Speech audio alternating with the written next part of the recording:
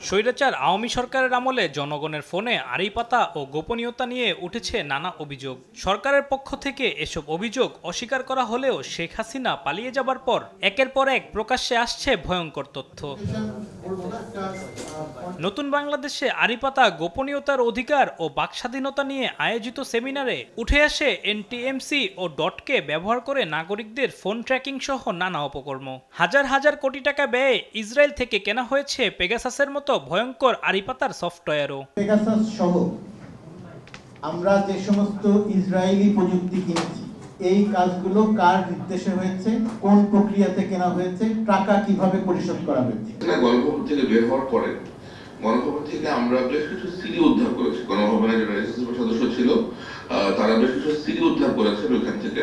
ওই সিডিগুলোর কপি আমার কাছে আসছে এবং এগুলোর রেকর্ড এতই ভয়াবহ যে এগুলা যদি বাইরে প্রকাশ পায় অনেক পলিটিশিয়ানের রাজনৈতিক ক্যারিয়ার নষ্ট হয়ে যেতে পারে। তারেক জিয়াকে মনিটরিং করার জন্য, তার তথ্য উপাত্ত সংগ্রহ করার জন্য এখানে প্রায় 2 থেকে 2.5 কোটি টাকা তার পিছনে ইকুইপমেন্ট কিনেছে।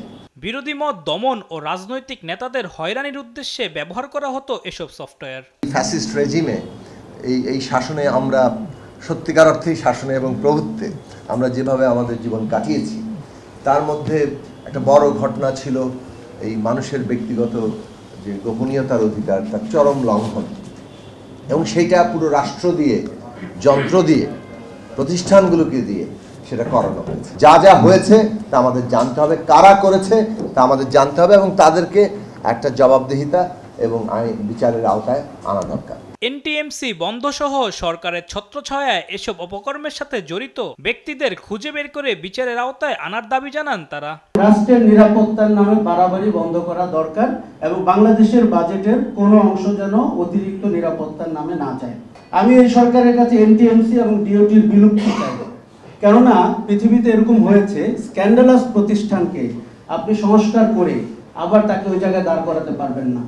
এবং যেই প্রতিষ্ঠান 15 বছর আমার উপরে নজরদারি করেছে, আড়ি পেতেছে, সেই ব্যক্তি রয়েছে, সেই যন্ত্রপাতি রয়েছে, সেই অভ্যাস রয়েছে, তাকে আপনি কিভাবে সংস্কার করবেন?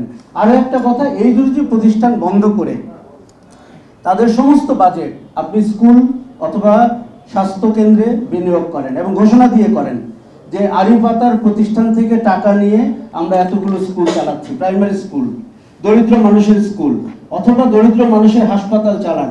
দেখুন, বাংলাদেশ রাষ্ট্রকে আমরা যে নতুন গঠন করার সুযোগ পেয়েছি, যে নতুন বাংলাদেশের আমরা কথা বলছি, তার কিছু সিম্বল আমাদের তৈরি করতে হবে। স্বাধীন বাংলাদেশে গোপনীয়তা রক্ষা সহ ডিজিটাল বাংলাদেশে নাগরিকদের সাইবার নিরাপত্তার গুরুত্ব তুলে ধরা হয় সেমিনারে। আলিমুজ্জামান সাফওয়ান, দেশ টিভি, ঢাকা।